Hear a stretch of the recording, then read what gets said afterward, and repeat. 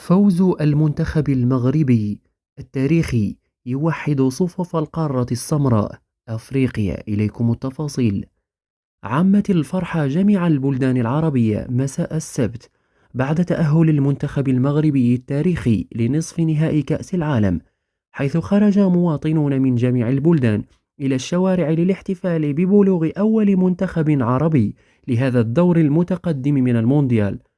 ومن بغداد إلى غزة وتونس والجزائر وصولا إلى تركيا، وحدت الانتصارات المغربية المتتالية المؤيدين الذين يشجعون بصوت واحد الأسود. وخرج جموع المناصرين لسوق واقف بالدوحة، حيث تعالت الزغاريد والأهازيج فرحة بتأهل أسود الأطلس. وحمل الشباب الراية المغربية وغنوا ورقصوا على إيقاعات مراكشية. وفي باب العامود في القدس هتف شبان بحياة المغرب ورددوا زيم زيم المغرب يا زعيم، بالإضافة إلى بنحبه بنحبه بيموت اللي ما يحبوه، رافعين الرايات المغربية. كما خرجت الجالية العربية في عدة عواصم أوروبية ورفرفت رايات عدة دول إلى جانب الراية المغربية.